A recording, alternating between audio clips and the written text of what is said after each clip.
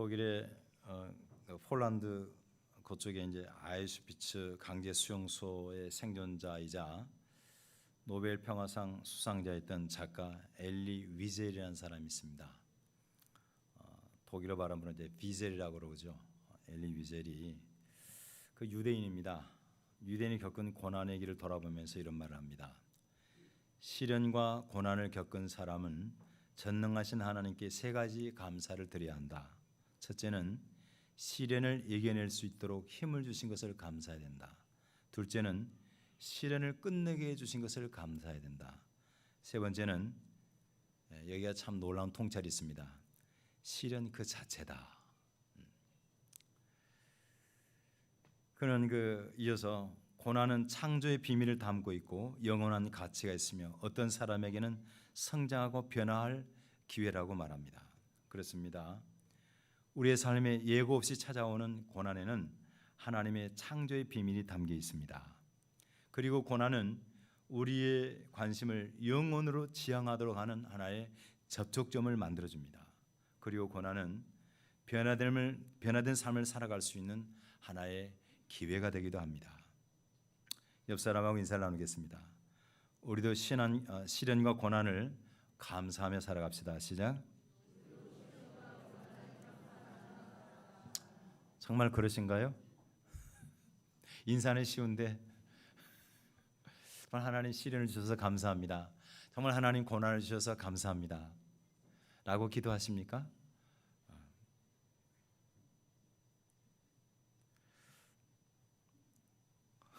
고백하고 감사하는 사람은 복이 있어요.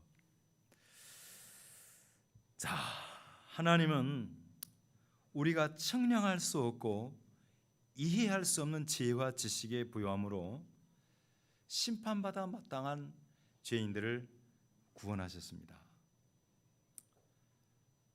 멀리 남의 이야기 할 거 없이 여러분 각자를 보시면은 하나님이 나 같은 죄인을 어떻게 그 환경에서 건져서 구원 얻게 하시고 바른 길을 걸어가게 하시고 또 마지막 인생을 복되게 마무리할 수 있도록 하시는가? 굉장히 신비로운 일입니다. 그래서 바울 사도는 하나님의 구원 섭리를 가리켜서 특히 이스라엘이 하나의 모델이었잖아요. 그걸 통해서 이제 하나님의 구원을 설명하는데 그것은 뭐냐? 신비다, 신비. 미스테리입니다, 미스테리. 우리 같이 25절을 읽겠습니다. 시작. 형제들아 너희가 스스로 지혜있다면서 이 신비를 너희가 모르기를 내가 원하지 아니하노니 이 신비는 이방인의 총수가 들어오기까지 이스라엘의 더러는 우둔하게 된 것이라.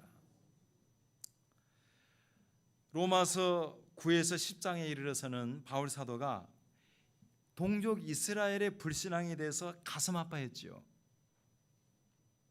하지만은 그 이스라엘의 역사 가운데는 오히려 하나님의 놀라운 구원 계획이 숨어 있었습니다. 담겨 있었습니다. 그게 뭐예요? 하나님은 혈통으로 구원하지 않는다. 기억나시죠? 혈통으로 구원하지 않는다라는 것을 보여주기 위해서 세운 사람이 있습니다. 누구와 누구예요? 아브라함의 두 아들 이스마엘과 이삭을 보세요. 둘 다 아브라함의 혈통인데 한 사람은 이삭의 후예는 언약의 후손이 되고 한쪽은 뭐예요? 이스마엘은 아랍의 후손이 되어서 오늘날까지 하나님을 대적하는 그런 영적 구도를 가지고 있어요. 혈통으로 구원받는 게 아닙니다. 또 결코 우리의 선행으로 율법적인 행위로 구원받는 것이 아니다 하는 것을 가르치기 위해서 택한 두 사람이 있습니다. 누구와 누구예요? 이삭의 아들 에사와 야곱입니다. 그들이 무슨 선을 하기 전에 그들이 엄마 뱃속에 있을 때에 누구는 택하고 누구는 성경적인 용어에 의하면 버림받은 거예요.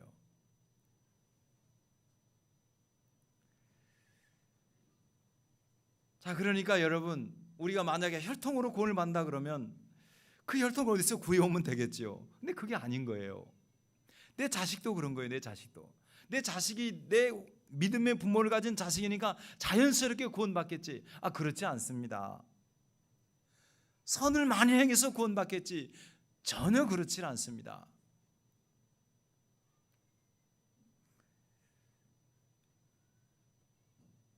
그러면서 이스라엘이 선행을 구원의 조건으로 여기면서 교만해졌어요.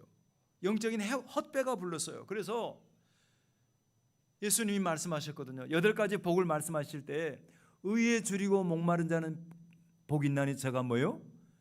배부를 것이라고 그랬어요. 구원의 배가 부를 것이라고 그랬는데 그들은 자기의 의, 율법을 통해서 헛배가 불러버렸어요. 그래서 하나님이 주신 유일한 구원의 복음을 거절한 거예요. 정말 받아들여야 할 것, 생명의 양식을 거절했어요. 성경의 표현대로 하면은 구원의 밥상이, 그 밥상이 올무가 되어버렸어요. 걷어차버렸어요. 하지만은 하나님은 그렇다고 해서 모든 이스라엘을 다 포기했느냐? 그것이 아니었습니다. 그들이 불순종에 빠졌지만은 하나님은 그걸 통해서 축복의 세 가지 사슬을 통해서 일을 진행하시는데, 첫 번째 사슬이 뭐였냐면, 이것을 이해해야 오늘 본문이 이해가요. 그래서 지난 시간을 복귀하는 겁니다. 첫 번째 사슬은 뭐냐면, 이스라엘의 불신앙을 뭐에 비유했냐면은 참 감람나무가 꺾였다 그랬어요. 기억나십니까? 불신앙으로 꺾여졌어요. 그런데 거기에 돌감람나무가 어떻게 됐어요? 접붙여졌어요. 그렇게 해서 이방인에게, 다시 말해서 유대인의 불신앙 때문에 오히려 복음이 이방인에게 크게 확장이 됐습니다. 만약에 보세요, 예루살렘이 처음에 예수를 잘 믿었어. 그래서 유대인들도 다 믿고 있었으면 그들은 거기 안에서 오글오글 모여서 가만히 있었을 거예요. 그런데 어떻게 됐습니까? 박해가 찾아옵니다. 유대인들이 예수 믿는 사람을 박해하는 걸 좋아하니까 당시 헤롯 대왕이 믿는 사람들을 잡아주기 시작하지요. 그러면서 교회는 급속하게 흩어지게 됩니다. 바울 사도가 가는 곳에서 교회를 세워놓으면 그곳에 살던 유대인들이 또 박해를 해요. 그래서 바울은 어쩔 수 없이 수많은 지역을 다니면서 복음을 전하게 됐고, 그 역설적으로 그런 박해 때문에 교회가 성장하게 됐어요.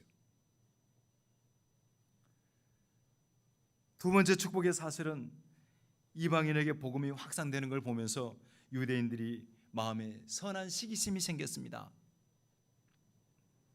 그 시기심 때문에 현대에 이르기까지 많은 유대인들이 예수를 믿게 되는 그런 순환이 이루어지죠. 세 번째 단계는, 그들이 변화되어서, 이건 종말론적인 이야기입니다. 그들이 변화되어서 많은 영향력을 가지고 또 이방인들에게 복음을 전하게 될 것이다.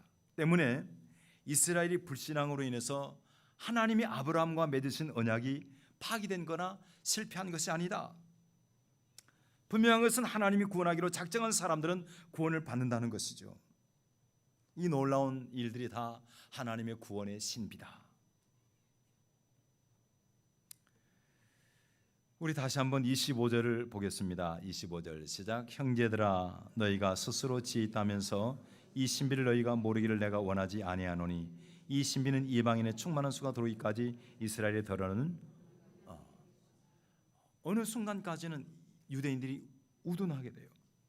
여러분, 우리 속담에 미련한 사람을 가리켜서 하는 말이, 난 놓고 뭘 몰라요? 기억자도 모른다 그러잖아요. 기억자 아는 사람 너무 쉬워. 그거 기억이야. 모르는 사람에게는 뭐예요? 겁나게 어려워요. 요즘 이제 빨래 찢겨 놓고 A자를 모른다 그런다 그러는데, 아는 사람에게는 쉬워요. 모르는 사람에게는 어려운 거예요. 여러분, 예수 그리스도의 십자가 보혈을 믿으면 그 예수의 십자가를 통해서 우리가 구원을 만나는 건 우리에게는 너무나 쉬워요. 근데 모르는 사람에게 그게 너무 어려워. 받아들이기가 힘든 거예요. 율법에 탁월했던 유대인들이 자신들의 교만에 빠져서 복음에 대해서 우둔하게 됐어요. 하지만 그것이 끝이 아닙니다. 어떻게 전개가 된가 하면 26절을 보겠습니다. 26절 시작. 그리하여 온 이스라엘이 구원을 받으리라. 기록된 바 구원자가 시온에서 오사 야고보에서 경건하지 않은 것을 돌이키시겠고. 장차 이스라엘의 다수가 구원을 얻게 될 것이라는 것입니다. 여기서 온 이스라엘은 아브라함의 후손인 사람들이 100%나 그런 뜻이 아니고 지금보다 훨씬 많은 수가 구원을 받게 될 것이라고 하는 그런 당시의 문학적인 기법입니다. 자, 그러면 보세요. 그렇게 강팍한 이스라엘, 이들이 왜 어떻게 해서 구원을 받게 되느냐? 그 이유는 이것입니다. 혈통 때문도 아니고 그들의 선행 때문도 아니고 바로 이것 때문이에요. 11장 30절입니다. 시작. 너희가 전에는 하나님께 순종하지 아니하더니 이스라엘이 순종하지 아니함으로 이제는 뭐예요? 긍휼이에요. 긍휼. 하나님이 불쌍히 여기심.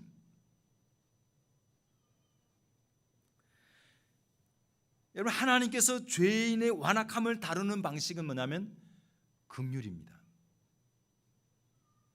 불쌍히 여기시는 거예요. 우리는 완악한 사람을 보면은 속에서 분노가 치밀죠. 어떻게 해버리고 싶죠.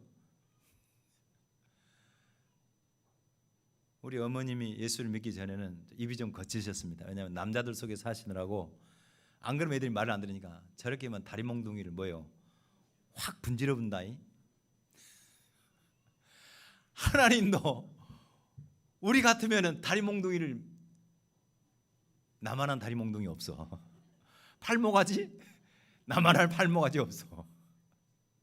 근데 하나님께서 죄인들의 완악함을 다루는 방식이 뭐냐면요, 그게 아니고 긍휼입니다. 믿습니까? 불쌍히 여기시는 거예요. 죄 사함의 약속이 있는 사람에게는 먼저 하나님의 긍휼이 있습니다. 그리고 은혜가 따라옵니다. 여러분, 우리가 생각하면은 저 사람은 구원에서 제외된 사람이야 라고 생각하기 쉽지만은 그렇지 않습니다. 하나님이 작정하신 사람은 긍휼히 여기셔서 구원하십니다. 저는 그것을 믿습니다. 그 대표적인 사람이 저잖아요. 우리 모두잖아요. 그래서 로마서 11장 29절에 위대한 말씀이 있어요. 시작. 하나님의 은사와 부르심에는 뭐가 없어요? 후회가 없어요. 후회한다는 말은 바꾼다는 뜻인데, 예를 들어서 하나님이 저 사람 구원하기로 작정했는데 해는 걸 보니까 그거 아니야, 오면 내가 잘못했는 게비요 라고 포기하지 않습니다. 하나님의 긍휼로 그 사람을 바꾸십니다. 기대하세요. 여러분이 정말 사랑하는 사람이 있거든 기대하고 기도하세요. 하나님이 그를 뭐요? 불쌍히 여겨주시기를.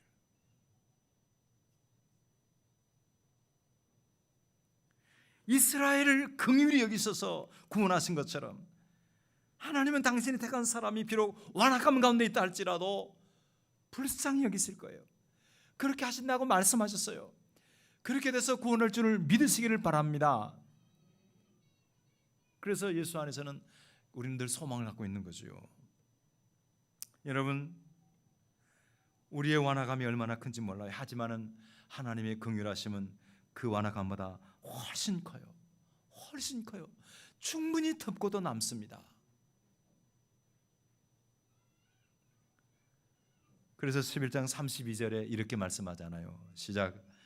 하나님이 모든 사람을 순종하지 아니한 가운데 가두어 두심은 모든 사람에게 긍휼을 베풀려 하심이로다. 이 말은 잘못하면 이건 당시 문학적인 기법 잘 이해하셔야 돼요. 그걸 보니까 긍휼을 베풀기 위해서 그 사람들을 불순종에 딱 가둬놓구나 이렇게 해석하는 거 아니고요. 불순종을 배경으로 하는 사람들에게 하나님의 큰 긍휼이 나타났다고 하는 것을 그렇게 표현하는 거예요. 하나님 우리의 불순종에 대해서 오래 참으시고 긍휼을 베푸십니다. 근데 여기서 한 가지, 긍휼과 은혜라는 말을 구분할 필요가 있습니다. 여러분 이제 잘 정리하세요. 긍휼, 영어로는 mercy라는 단어입니다. M-E-R-C-Y, mercy, 자비. 그 다음에 은혜는 grace입니다. 긍휼은 뭐냐면 마땅히 받아야 할, 치러야 할 대가를 안 치르도록 해주는 거예요. 여러분, 우리가 마땅히 받아야 할 거, 하나님께 마땅히 받아야 할 거 뭐였어요? 휴가예요? 우리가 하나님 앞에 마땅히 받아야 할 것이 무엇이었나요? 죄의 삭은 사망이요, 하나님의 진노요, 하나님의 심판이요. 근데 그것을 뭐냐면 받지 않도록 그것이 바로 하나님의 긍휼입니다. 반면에 은혜는 뭡니까? 받을 자격이 전혀 없음에도 불구하고 거저 주시는 선물이 은혜요. 우리가 하나님의 구원을 받을 자격이 1도 없지만은 우리를 선물로 구원하셔서 자녀 삼아 주신 것입니다. 그러니까 형벌을 받지 않도록 해주신 것은 불쌍히 여기신 것이고, 우리가 구원받을 수 있도록 도우신 것은 하나님의 은혜입니다. 그러니까 은혜를, 하나님의 긍휼을 덧입지 않은 사람은 은혜를 못 받는 거예요. 은혜 받을 수가 없어요. 여러분, 살아보니 하나님의 은혜는 절대 죄에게 정복당하지 않습니다. 믿습니까? 죄인이 은혜에 정복당하더라고. 하나님의 은혜는 절대 죄인에게 정복당하지 않습니다. 죄인이 하나님의 은혜에 정복됩니다. 우리가 구원받을 수 있는 유일한 이유는 하나님이 나 같은 죄인을 불쌍히 여기셨고 은혜로 말미암아 독생자를 믿는 믿음 주시고 구원해 주셨습니다. 이것이 바로 하나님의 구원의 신비입니다. 이 신비한 은혜, 이론으로 설명이 되질 않아요. 간단한 것 같지만은 난 놓고 기억을 모르는 사람은 모르듯이 이 비밀을 모르는 사람은 알 수가 없어요.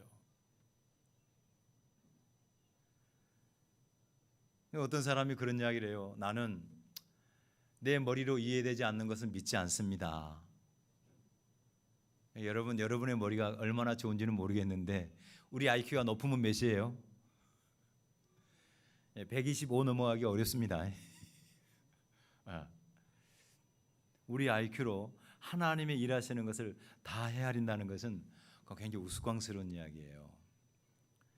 중세시대 최고의 사상가였던 성 어거스틴이 있습니다. 참회록 쓴 사람 어거스틴이, 그가 돌이켜 볼 때에 자신이 받은 은혜가 도저히 이해가 안 간 거예요. 왜냐하면 그는 어렸을 때에 이교, 다른 종교에 빠져서 마니교라고 하는, 머니교 말고 마니교라는 종교에 빠져서 아주 인생을 방탕하게 지냈습니다. 그런 그가 구원을 받은 거예요. 구원받고 난 다음에 하나님의 창조물을 보니 도저히 자기의 머리로서는 헤아릴 수 없는데, 그래도 그것을 머리로 이해하기 위해서 늘 고민하며 묵상하며 명상에 잠겼어요. 사색에 잠겼어요.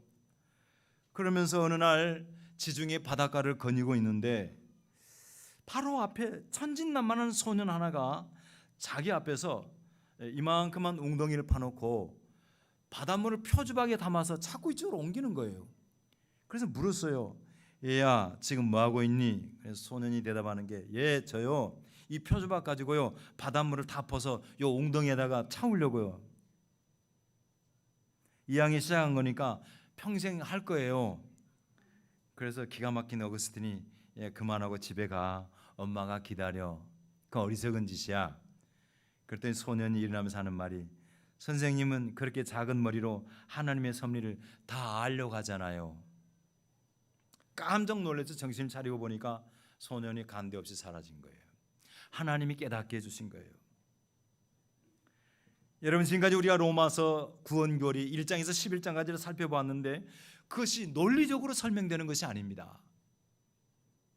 믿습니까? 논리적으로 내 머리에 이해가 되어만 내가 그것을 믿고 구원한다? 그건 유대인하고 똑같은 거예요.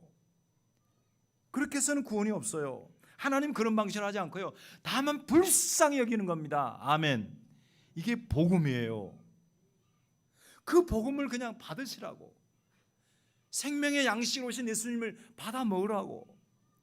이것을 먹지 않는 자는 너희가 결코 살 수 없다고 그랬어요.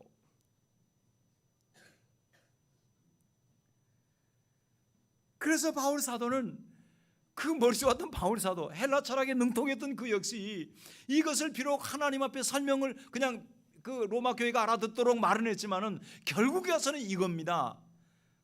11장 33절에서 35절 시작.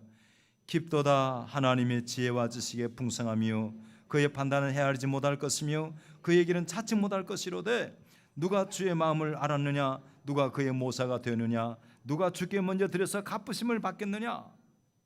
예수의 십자가에 담긴 구원의 신비, 하나님의 공의와 사랑으로 인간을 구원하시는 하나님의 지혜와 지식의 풍성함을 우리로서는 헤아릴 수가 없는 거예요. 가서 부족하고 허물 많은 우리를 구원하시고 가만 놔두는 것이 아니라 우리의 전 생애를 주장하셔서 주님의 사람으로 다듬어 가시는 하나님의 구원 섭리, 그거에 대해서 우리는 뭐예요? 그냥 아멘 할 뿐입니다. 아멘, 아멘. 그것을 알아가는 것이 인생이에요. 이게 철 들어가는 게 바로 그거예요. 하나님이 일하시는 것을 조금씩 조금씩 깨달아가는 거예요. 바울 사도가 이 고백에 보면은 34절 35절에 세 가지 질문을 하죠. 누가 주의 마음을 알았느냐? 누가 그의 모사가 되느냐? 세 번째는 누가 주께 먼저 들어서 갚음을 받겠느냐? 여러분, 누가 주님의 마음을 알겠어요? 당신의 택하신 백성들을 죄악으로부터 돌이키게 하기 위해서 징계하시면서 사랑하시는 그 마음, 특히 여러분, 우리의 죄를 담당하시려고 십자가에 달리신 아들, 그 사랑하는 아들 독생자 예수가 십자가에 달려 죽을 때 엘리 엘리 라마 사박다니 어찌하여 나를 버리십니까 하나님 하고 외칠 때 하나님이 가슴이 어떻겠어요? 찢어지죠. 여러분, 우리의 자녀가 조금만 아파도 힘들었는데 그 아들이 그렇게 부르짖을 때 하나님은 침묵하시면서 가슴 찢어진 거예요. 예수만 십자가 위에서 여러분 피와 살이 찢긴 게 아닙니다. 아버지 하나님의 마음도 그랬어요. 우리가 그 마음을 어떻게 헤아리겠느냐고. 여러분, 자식이 부모 마음을 안다 그러지만 어떻게 알아요? 몰라요. 어떤 목사님, 70세 되신 목사님이 글을 써놨어요. 자기가 70대 보니까 부모의 마음을 알겠더래요. 근데 그분이 70에 써서 그렇지 100세가 되면 뭐예요? 100세가 되면 안다 그럴 거예요. 우리 평생 가도 부모의 마음 몰라. 누가 아버지의 마음을 알겠는가? 구원에 담긴 깔바르트라고 하는 사람, 이 사람이 구원의 신비를 이렇게 표현합니다. 하나님의 사랑은 진노 속에서 구체화된다 하다 그 내용이 잘 표현돼서 써왔습니다. 하나님의 사랑은 진노 속에서 구체화돼요. 무슨 말입니까? 하나님의 사랑은 낭만적이고 감상적인 것이 아닙니다. 진노를 쏟아낼 때 죄인에게 진노하시는, 그럼에도 불구하고 독생자에게 감당하게 하신 그 십자가 위에서 그것이 구체화됐어요. 이런 아버지의 마음을 우리가 어떻게 아시냐고. 또 누가 주님의 모사가 되겠습니까? 여러분, 모사라는 말은 자주 안 쓰죠. 요즘 모사, 역사 사극에서나 나오죠. 영성에 보면 어드바이서입니다. 혹은 카운셀러 이렇게 되어 있어요. 누가 하나님께 대해서 구원의 비밀을 이렇게 하라 저렇게 하라 훑어둘 수 있겠습니까? 없어요. 또 누가 주님께 먼저 드려서 갚음을 받겠습니까? 내가 선한 것을 해서 하나님이 그 대가로 주시겠습니까? 그게 아니에요. 나의 의를 포기하라는 것이죠. 여러분, 우리가 이 땅을 살아가면서 알고 보니까 구원 얻은 것뿐만 아니라 모든 것이 은혜입니다. 가장 은혜예요. 하나님, 속으로 다른 사람 앞에서 말은 안 하는데 나는 앞으로 준비 잘 해놨어. 걱정할 거 없어. 여러분, 착각하지 마세요. 여러분이 실컷 벌어놓은 거 어느 아들이 갖다 다 쓸지 모르고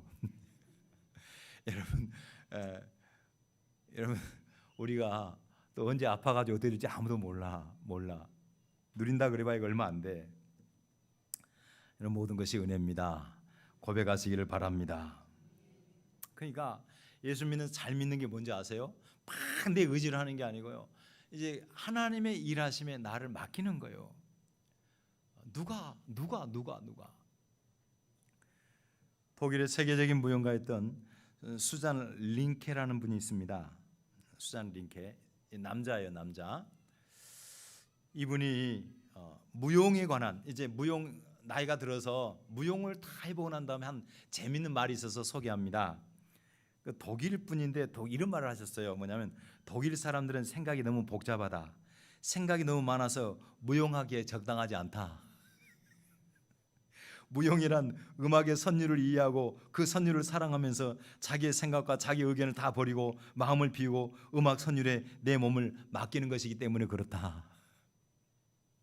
근데 독일 사람들은 실용적이에요. 생각이 너무 이성적이에요. 그러니까 독일 사람들은 무용이 잘 안 맞다는 거예요. 우리나라 사람들은 굉장히 감성적이에요. 그래서 춤을 잘 추나 봐. 우리 150 이제 안 돼야?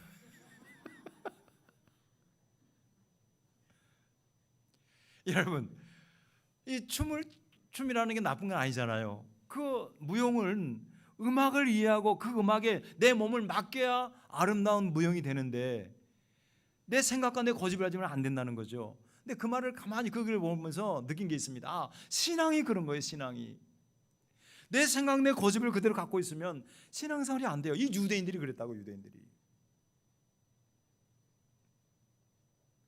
여러분, 우리가 하나님의 세계를 다 이해할 수 없습니다. 다 이해할 수 있다 그러면 그분은 하나님이 아닌 거예요. 다만 하나님의 구원 섭리에 담긴 그분의 뜻과 섭리를 믿음으로 받아들이면서 감사하며 내 삶을 그분께 맡기는 것입니다. 그때 하나님은 그 인생을 아름다운 작품으로 만들어 가시죠. 이런 은혜가 있기를 주의 이름으로 축복합니다. 자, 그러면 아까 하나님의 구원 신비 그리고 구원 신비에 대한 찬양, 이제 그러면 그 구원 신비의 목적이 뭐냐는 겁니다. 마지막으로 목적. 이것이 바로 마지막 절입니다. 36절 함께 있습니다. 시작. 이는 만물이 주에게서 나오고 주로 말미암고 주에게로 돌아감이라 그에게 영광이 세세 있을지어다. 아멘. 만물을 창조하신 하나님, 붙드시고 계신 하나님, 그것을 지금 유지하시고 보존하시고 섭리하시고 심판하신 하나님, 하나님은요 당신의 목적을 그렇게 해서 이루어 가십니다. 역사 속에서 개인의 삶 속에서 하나님은 당신의 목적을 이루실 때 누구의 도움을 받지도 않습니다. 주권적으로 일하십니다. 전지전능하십니다. 그래서 바울 사도가 말하잖아요. 만물이 주님에게서도 나오고 주님께로 지나가고 주로 말미암고 주께로 돌아간다. 여러분, 이것을 믿는다 그러면 걱정하지 마세요. 여러분 누구로부터 나왔어요? 다리 밑에서 왔어요? 하나님으로부터 왔습니다. 아멘. 그리고 누구로 말미암아요? 하나님으로 말미암고 지나가고 있어요. 그리고 어떻게 돼요? 하나님께로 돌아갑니다. 판단하실 분도 하나님이세요. 그저 우리는 이 땅에 살면서 내 삶을 그분의 계획과 섭리에 맡기고 내가 염려한다고 키가 한 자나 더 하는 거 아니지 않습니까? 그냥 다만 아버지의 목적을 생각하며 그 따라 가보세요. 그러면 거기에 분명히 하나님의 기쁨이 있고 평강이 있고 축복이 있습니다. 이게 하나님의 목적이 뭔가, 이것을 많이 생각하셔야 돼요. 중국에서 고위 관직을 지낸 두의라는 사람이 있었습니다. 두의. 그에게 딸이 있었는데 딸이 여걸이야, 여걸. 아주 성미가 괄괄했습니다. 이 두의에게는 다른 자식이 없어서 이 딸에게 모든 걸 물려줘야 되는데 이제 사위감을 찾아야 되는데 딸에게 맞는 사위는 어떤 사위를 만나겠어요? 어울리려면 무예에 출중해야 되고 리더십 있는 남자를 구해야 되겠습니다. 그래서 전국에 방을 걸었습니다. 그 방이 뭐냐면 병풍에 그려진 공작새의 눈을 화살로 맞추는 사람에게 딸을 주겠다고 그랬어요. 자, 드디어 이제 그 부잣집에 장가가고 싶은 남자들이 앞다퉈서 활을 쏩니다. 그냥 그들은 왔을 때 이미 마음이 딴 곳에 있어요. 뭐냐면은 내가 이 집에 사위가 돼서 많은 걸 차지해야 되지. 근데 안 맞아요. 다 실패해요. 그때 이 연이라는 청년이 화살을 쏴서 명중을 시킵니다. 공작새 눈이 커요. 예. 그건 뭐냐면 다른 그로 인해서 생길 부수적인 것을 생각한 것이 아니라 오직 거기에만 집중을 했어요. 그래서 보세요. 한문에 눈목자에 관역적자 있어요. 관역적. 이 두 단어 합하면 뭐가 돼요? 목적이 되는 거예요. 목적. 여러분, 목적이라는 단어 있죠? 그게 거기에서 유래된 이야기입니다. 내 눈을 관역에 맞추는 거예요. 세상 욕심에 빠지면 관역에 맞는 것이 아니라 흩어져요. 맞출 수가 없어요. 우리나라 운동선수들이 왜 그렇게 활을 잘 쏘냐? 목적이 뚜렷한 거지. 관역에 눈을 정확히 맞추는 거죠. 사랑하는 성도 여러분, 우리가 이 땅을 살아가는 목적이 뭘까? 우리의 목적은 하나님께 영광입니다. 그래서 결론이 그거잖아요. 여태까지 쭉 설명하고 마지막 단어가 뭐예요? 그에게 뭐가? 영광이 세세에 있으리로다. 하나님의 영광을 위해서 사는 사람은요, 하나님이 그 삶을 정말 아름답게 하십니다. 이번에 가수 션이잖아요. 션.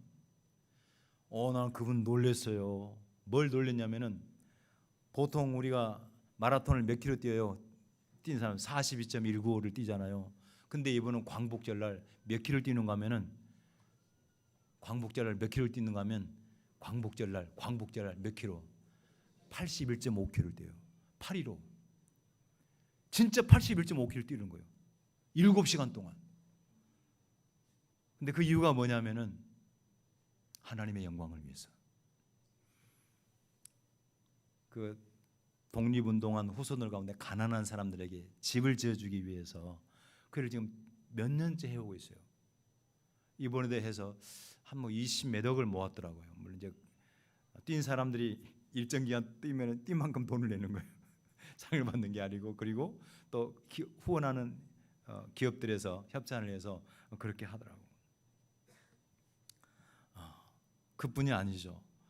그분이 간증하는 걸 이렇게 들어보니까 목사님들이 제일 간증시키기 어려운 사람이 션이래요. 목사보다 더 잘 살아버리니까 더 흠잡을 없이 하나님 영광에서 살아가니 그런 이야기를 이제 농담 삼아 사는 거예요. 다른 사람이. 자, 여러분, 뭐 거기까지 가지 않더라도요, 인생의 목적을 하나님의 영광에 두어 보세요. 하나님 그 삶을 분명히 복되고 하고 아름답게 바꾸실 줄을 믿습니다. 말씀을 정리합니다. 지금 이제까지 그 구원에 관한 로마서 말씀을 1장에서 이제 11장까지 강의를 했어요. 그럼 다음은 몇 장일까요? 12장이죠. 너무 어려운 이야기를 쉽게 하셨습니다. 근데 넘어가는 게 쉽지 않아요. 왜냐하면 1장에서 9장까지는 구원의 섭리에 관한 설명이었습니다. 그리고 12장에는 하나님의 영광을 위해 산다 그랬는데 그 마지막이 하나님의 영광을 위한 삶이 무엇인가 하는 내용이 이제 12장부터 16장까지 내용이에요. 하나님의 영광은 추상적이지 않습니다. 매우 현실적이고 구체적입니다. 다음 시간부터 하나님의 구원받은 사람으로서 하나님의 영광을 위한 삶이 어떤 삶일까요? 기대하면서 오시기를 바랍니다. 기도하겠습니다. 이 시간 우리 기도하실 때 지금까지 하나님의 복음에 담긴 구원의 비밀, 결론은 뭐냐면 하나님이 우리를 불쌍히 여기심과 은혜로 구원했다는 것입니다. 우리가 하나님께 받아야 할 마땅한 것은 하나님의 진노와 형벌과 심판밖에 없었어요. 하지만은 그런 우리를 십자가 보혈로 불쌍히 여기시고 은혜를 주셔서 구원하셨습니다. 받아야 할 형벌을 면케하시고 받을 수 없는 구원을 선물로 주셨습니다. 어떻게 받을 수 있을까요? 이것이 하나님의 신비지요. 그래서 우리는 다 이해할 수 없는 구원의 비밀이지만은 결론적으로는 그런 삶을 하나님이 복되게 하시고 하나님 나라로 인도한다는 사실입니다. 그를 통해서 하나님 나라를 이루어 오셨습니다. 우리는 작은 씨앗 하나가 자라서 식물이 자라서 꽃 피고 열매 맺는 거 다 모릅니다. 그러나 분명한 것은 생명 있는 씨앗은 그렇게 자라고 그렇게 열매를 맺습니다. 아름답습니다. 우리의 삶이 그렇게 된 줄을 다만 우리는 믿는 것이죠. 이 모든 것의 결과가 하나님께 영광 돌리는 것입니다. 그 목적이 분명한 삶을 살 때에 우리 하나님은 복되게 하십니다. 이런 성도, 이런 구원 얻는 자 되게 하옵소서. 통성으로 기도하겠습니다. 할렐루야. 거룩하시고 존귀하신 하나님 아버지, 감사합니다. 주님, 지난 시간까지 우리가 로마서의 말씀을 통해서 죄악 가운데 버려진 인생이 어떠했으며 그들에게 하나님께서 주신 구원의 비밀 복음, 구원이 결코 하나님 혈통이나 행위로 되어지지 아니하고 하나님의 선물로 된다는 사실을 저희가 배우고, 또 아버지여 그것에 대해서 다 이해할 수 없지만은 깊도다 하나님의 지혜와 지식에 풍부하며 감사하며 고백하며 나갑니다. 이것을 얻은 자로서 마지막 하나님 앞에 영광을 돌리는 목적을 가지고 하나님께서 기뻐하시는 성도로 살아가며 성장하며 영광을 주님께 돌리게 도와주시옵소서. 그런 생을 하나님께서 복되게 하시고 아름답게 하실 줄을 믿사오고 예수님의 이름으로 기도드립니다. 아멘. 하나님 아버지, 감사합니다. 자기의 욕정대로 살아가던 인생, 그들이 받을 것은 진노의 심판밖에 없었습니다. 형벌이 기다리고 있는 인생들, 모든 사람이 죄를 범하였음에 하나님의 영광이 이르지 못하더니, 하지만 하나님은 그런 인생들을 불쌍히 여기시고 예수 그리스도의 십자가 보혈을 이 가운데 뿌려주시고 믿는 자의 구원을 주시는 하나님의 은혜를 베풀어 주셨습니다. 아버지, 우리를 그렇게 불쌍히 여기시고 구원을 선물로 주신 것을 진심으로 감사를 드립니다. 아버지여, 이 비밀이 다 논리적으로 해석되지 않지만은 분명한 것은